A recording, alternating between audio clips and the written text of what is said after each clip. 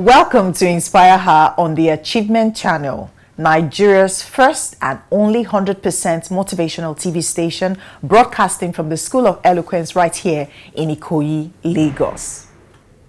This is a space where women come together to learn, grow, and be inspired to live with purpose, confidence, and intention. Today's episode is emotional, reflective, and deeply empowering. Becoming the woman you needed when you were younger. Every woman carries a younger version of herself. The little girl who needed guidance, reassurance, protection, encouragement, or simply someone who believed in her. But as we grow, we begin to realize that becoming that woman is not just a desire. It's a duty, a journey, and a gift to give to ourselves and to the next generation. Today, we'll be exploring what shaped us, what we lacked, what we needed, and how we can rise into the woman our younger selves were praying for. A woman of wisdom, a woman of courage, a woman of compassion, a woman who owns her voice, her power, and her story. And joining me in this inspiring conversation are two amazing women whose lives reflect strength, growth, and transformation. First, Madam Esther Evbodaghe, a finance professional, entrepreneur, and mentor committed to helping women elevate their mindset and their money habits, and their personal growth as well. We also have Madam Ngozi Ochuba, a pharmacist, wellness advocate, and midlife reinvention coach who empowers women to pursue healing, purpose, and intentional living. Together, we'll explore what it truly means to evolve, to heal, to rise, and to become the woman you once needed and the woman others now look up to.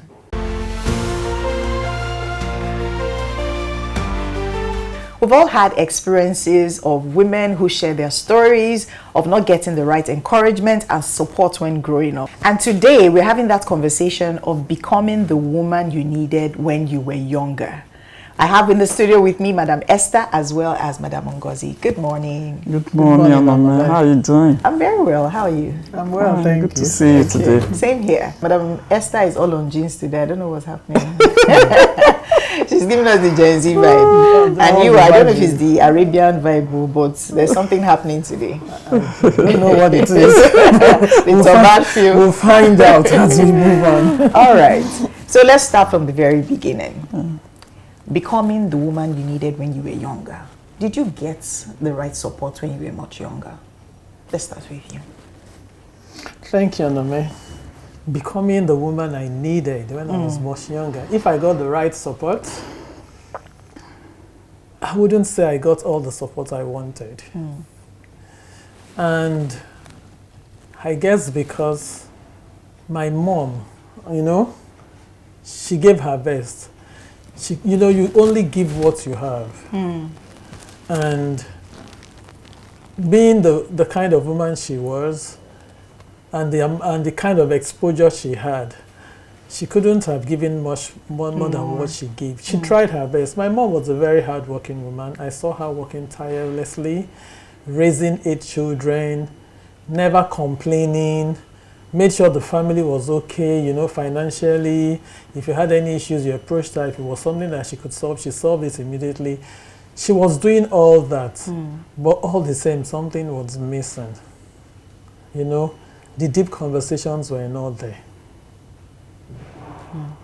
That when it comes to deep conversation, I don't know if a lot of women are guilty of that. But I'll come to that question shortly. I want to hear from Madam Esther. Madam Esther, did you get the right support?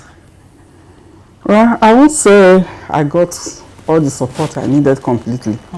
Because that's why we are talking about becoming the woman that you needed when you were younger today. Yes.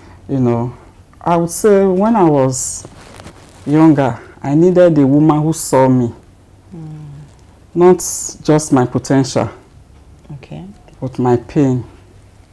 I needed a woman who said to me that sensitivity isn't weakness, and that it's okay to fail and rise again. I needed a woman who led not by perfection, but by authenticity.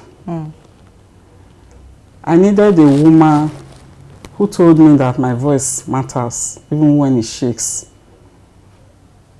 And I don't need to shrink my voice to fit anyone's expectation.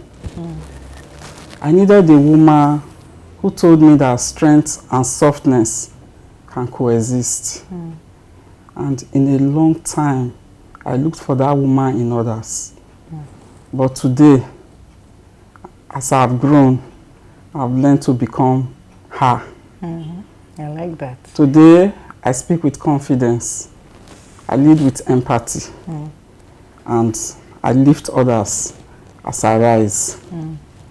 So I would say, anytime I wake up and I see a woman, a young woman, who believes in herself, because I first believe in her, I know that I'm closer to become that woman my younger self needed.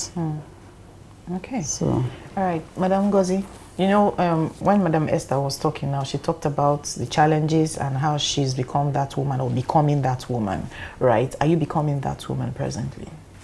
Yeah, I'm on the journey. Yes, I am. Knowing what I needed, you know, so I'm intentional about the kind of person I'm becoming and how I influence other people, the impact I make, you know, in the lives of other younger women coming behind me.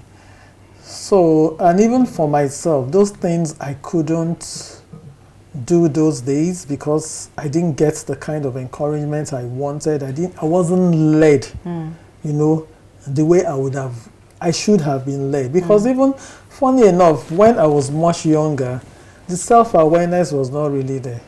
So you might not really know that you needed more until you get to a point in life where when you take an assessment and look back and you now see the gaps.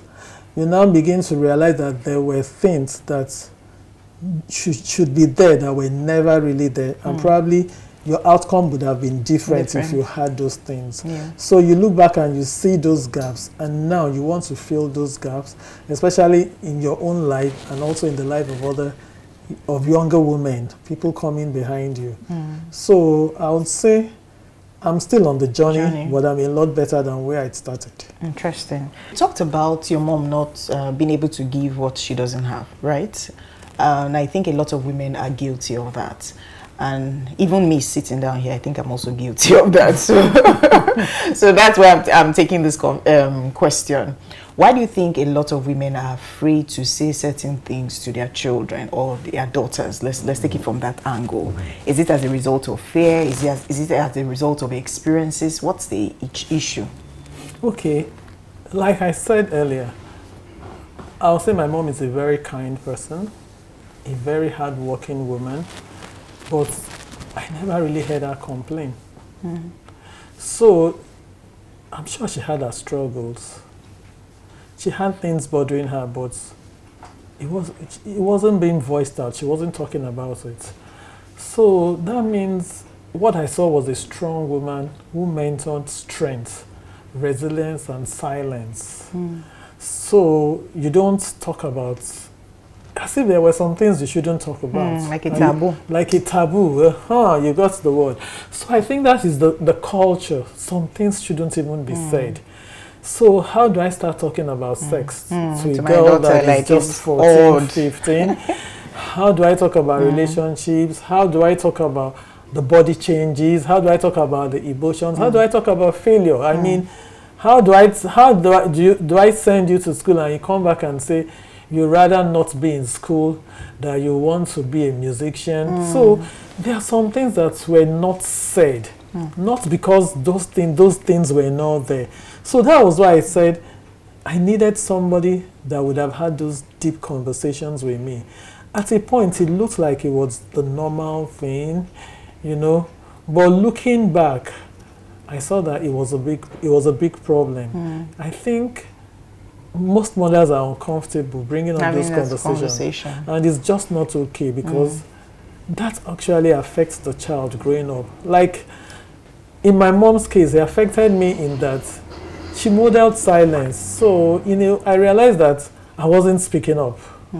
I wasn't asking those deep questions. You know, you were afraid of maybe the pushback you would get. You were worried about how people would see you if you asked certain things. So you kept those struggles within, you kept those things inside of you, and resorted to maybe trying to find answers in books, or sometimes very close friends that didn't know better. And it affected your self-awareness. You know, as you find out you really don't know exactly completely who you were. Because there were certain things that would help you understand exactly your personality, the person you were, but because there was nobody to talk to about these things, so you just moved along, not knowing yourself fully. So you find out that you become who you are as an adult, and you could have been a different person, really. By learning things from strangers or outsiders. Interesting. Some things were never even learnt at all. You look back and saw that there were a lot of gaps, some things never spoken about. Okay. Madam Esther, what are some of the challenges that you have faced in becoming that woman you needed? I would say I faced a lot of challenges, and one of them was trying to confront that part of me that I tried to hide. You know, that fear, that doubt, that brokenness, those were the parts of me that I tried to hide under silence and smile. That was one of the challenges that I faced in becoming the woman I needed to be. Then another challenge I would say I faced was trying to, you know, learn that I'm worthy of becoming her. That was, I would say that was one of the greatest challenges that I faced. You know, trying to learn that or believe that I'm worthy of love, worthy of success, and worthy of happiness. You know, there were times when these voices of insecurity echoed louder than my purpose. That was the time I was trying to piece myself together. I struggled because I questioned myself whether I was actually strong enough to guide others. You know, so those were some of the challenges I passed through. Then I would say another challenge I passed through was trying to break this cycle of trying to unlearn some of those things that I've been told how women are supposed to be. You know, how to silence the lie that humanity means shrinking, that, you know, kindness means being quiet, and, you know, leadership means being hard. I had to teach myself that strength can wear lipstick, courage can smile, courage can cry, you know. So I also faced the challenge of trying to carry the weight of responsibility, you know, knowing that other women are watching, they are learning and hoping.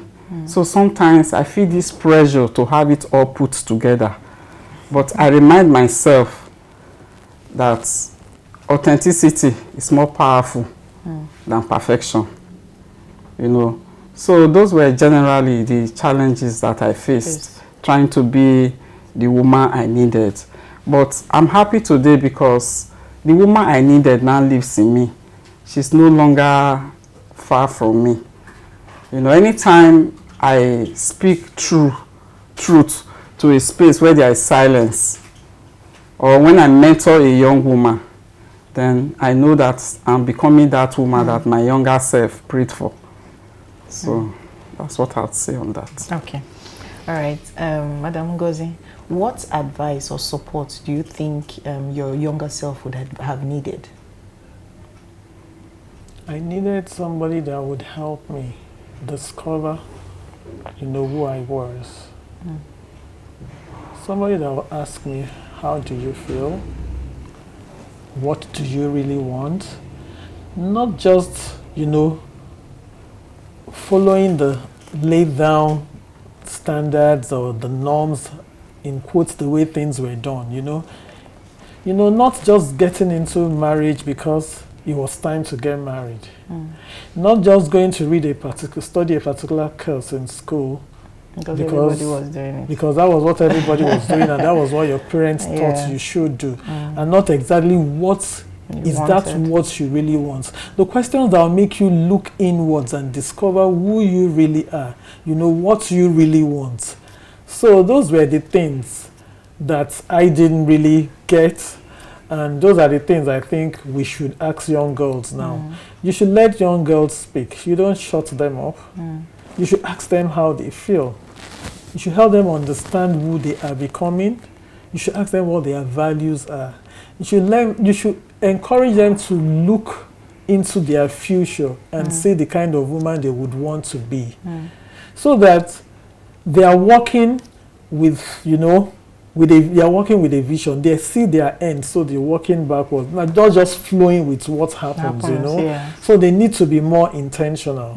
So we should allow women to speak, listen to them, let them speak. Whatever their fears are, we don't shut them down, we don't judge them. Let's learn to listen first. Then when we listen, we can encourage. You ask the right questions so that they can themselves find the answers from within them, because most of the time the answers also lies within them. But if you're able to guide them, they will find these answers themselves. And when you find answers yourself, it actually gives you confidence, to do what you ought to do, to put yourself together better. Yeah, I'm happy she mentioned confidence, because that takes me to my next question. And you also talked about building confidence as well as on your road to becoming the woman that you are presently. Now, my question is, how can mentorship and having a role model help you build confidence and also find your voice? I would say mentorship is a lifeline for young women. Okay. It's a bridge between self-doubt and self-belief. You see, we all need mentors. And I think I've said this severally. There is no business you are doing, or there is nothing you are involved in that someone hasn't done before. True. So when you see people who have walked a certain path before you, and they faced challenges on that path and came out stronger, then it will spark something in you to know that if they could walk that path and come out successfully, then you too can. So that's why mentorship is very important. And in mentoring, a mentor does not just teach you the job, they teach you the journey. So a role model is a proof that your dreams are possible. So through mentorship, young women are able to find their voice early, and they begin to know that they can take up space without apologizing. So mentorship is very important for any young woman who is looking at finding her voice, stepping into leadership. You always need a mentor, because there are those who have walked that path before you. All right. So. Interesting. And I like what she said, because some other women have said that helping others also help them heal. Yes. But we'll take that conversation right after this short break. Do stay tuned. Do you feel terrified when speaking before a group? Are you stressed when asked to present? Do you bore people when speaking? Are you stuck with reading word for word? How do you give a speech with polish? Learn how at the School of Eloquence, the home of public speaking. Attend our practical coaching in public speaking. Call 0802 303 2066 or log on to schoolofeloquence.org. School of Eloquence, teaching the world to speak. My name is Rita George Oko. I'm a lawyer. I'm into real estate, also into oil and gas. And this is a big shout out to Achievement Channel. You guys are doing great. My name is Sharon Ecott. I'm a management consultant at Seed Academy. And a shout out to Achievement TV. They're doing a great work here, and everyone should follow them and tune into their channel. Thank you. You're welcome back. We're still talking about becoming the woman you needed when you were younger. And just before we went on the short break, I was asking Madam Esther, because she talked about role model and mentorship, how it's very important on this journey. Now, my question to you will be, some of these role models, some of these mentors that we need, they also need healing, because some women have said that while helping others, they're also helping themselves. So my big question now is, how do you help others when you also need healing, or you need taking care of yourself? This is a very interesting question. But you know, when you help, anytime you help somebody, you see that you're being useful. There's a feeling you get, you know, there's a sense of purposefulness, you know, there's a sense of seeing somebody else become somebody better or somebody else. So that itself, helping itself, is a way of making you feel good. You feel better, you feel that you're useful. That's one. But again, you know, when I'm telling a woman, for example, know who you are before you make decisions. Don't just make decisions because of expectations. Know who you are first. I'm also reminding myself of probably a situation where I made major decisions based on expectations. Like when I was younger, you know, I made some decisions based on expectations, not because I really knew who I was. So when you are saying this to somebody else, it's a process of you going back to where you're coming from and seeing how you have transformed into a better person, how you're no longer living in that state. So it helps you know that you're getting better.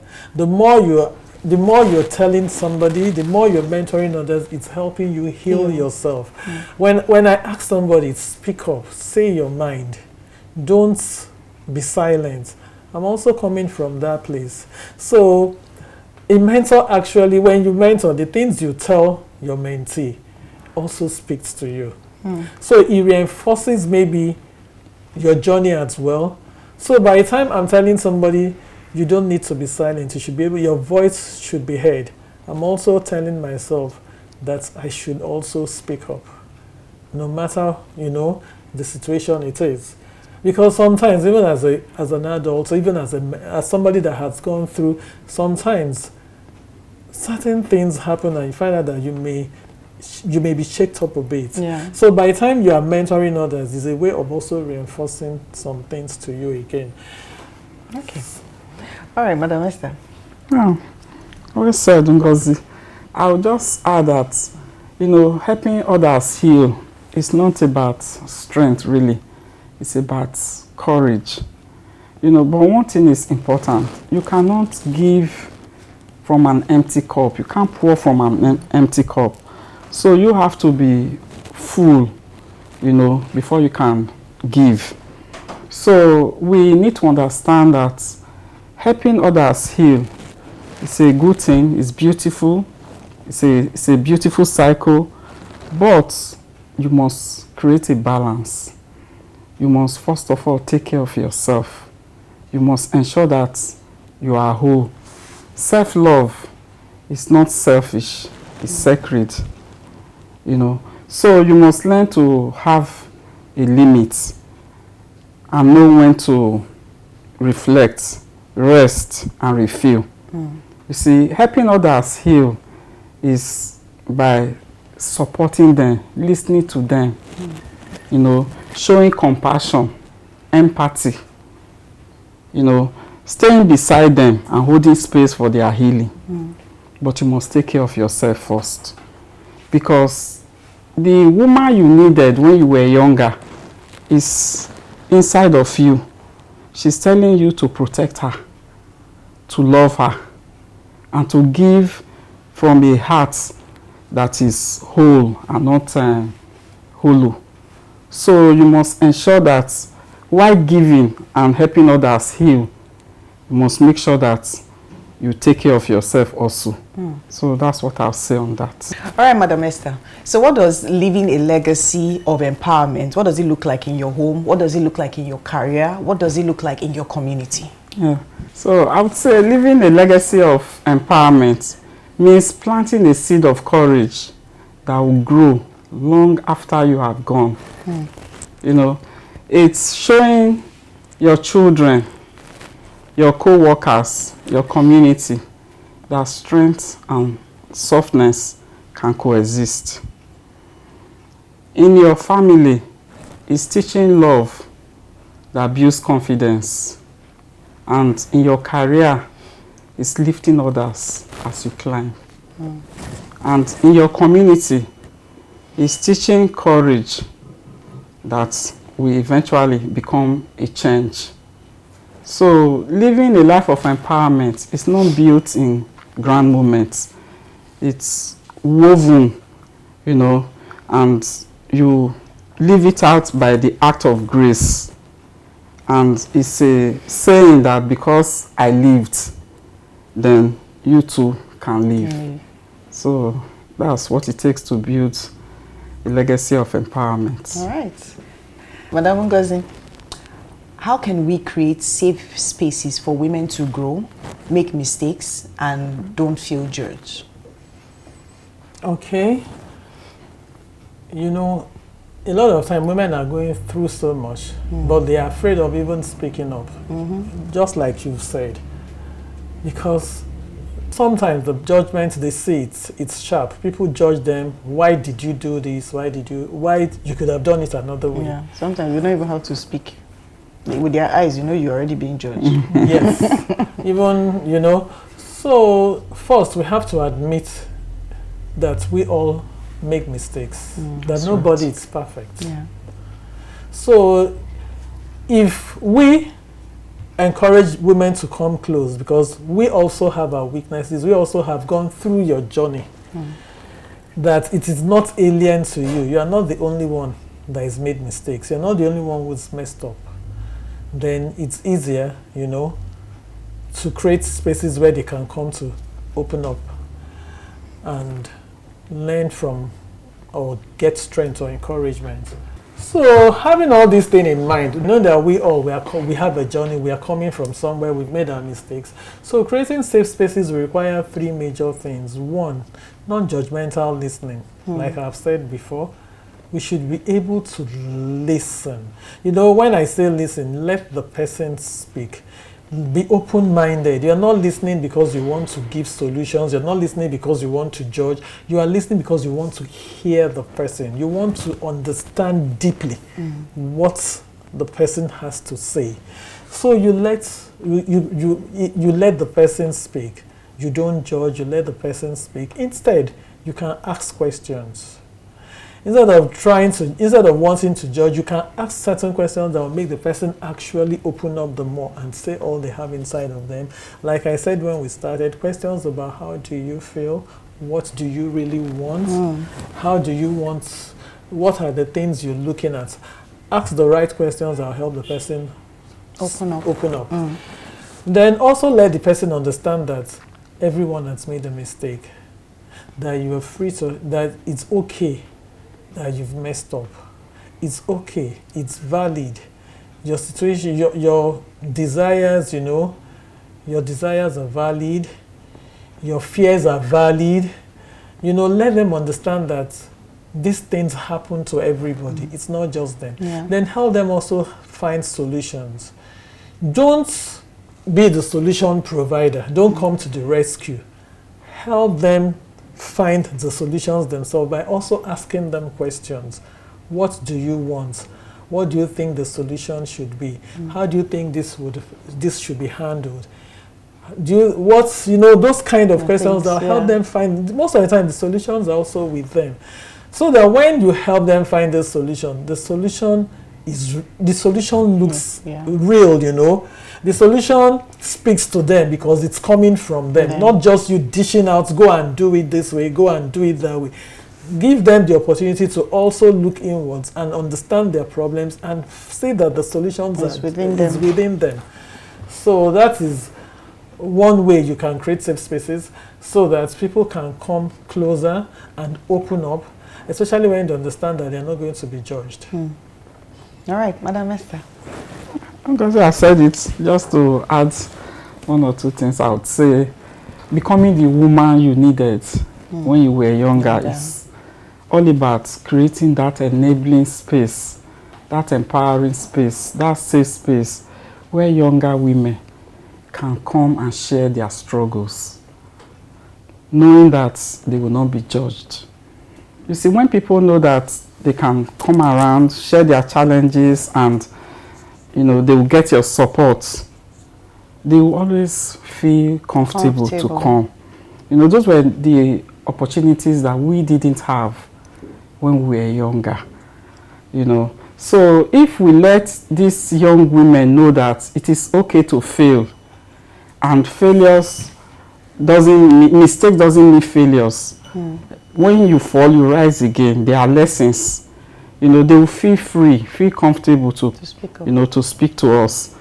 And we have to guide them by letting them know that their voices are important, that they need to take up space. They need to have confidence.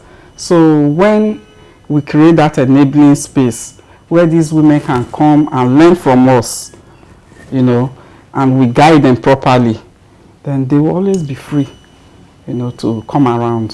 So one final word for the woman out there. Yes, I would say to every young woman out there, you are enough exactly as you are. So you are okay, and you are good, and you are strong enough to build your dream. So that's it. Strong enough to build your dream. Yes. Any word from you? Okay, what I would say to the young woman out there, know yourself first. Once you know yourself, then don't wait for validation. Don't wait for validation. Do what you're most comfortable with. Just make sure that what you do is right. All right.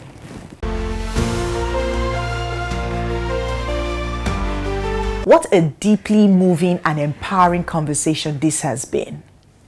Becoming the woman you needed when you were younger is not about perfection. It is about becoming whole, becoming intentional, and becoming kinder to yourself. It's about healing old wounds, breaking generational patterns, and choosing to grow into the woman who guides, uplifts, and inspires others. And to every woman watching, remember this: your younger self is proud of how far you have come. Your present self is capable of so much more, and your future self is waiting for you to rise. A heartfelt thank you to my amazing co-hosts, Madam Esther and Madam Ngozi, for sharing such heartfelt wisdom and vulnerability today. Remember to follow us on all social media platforms at Achievement Channel on Instagram, Facebook, X, and of course YouTube for more inspiring content and updates. Don't forget to use the hashtag #WeSeePossibilities and share your thoughts with us. I'm Onome Igugu again, and thank you for watching.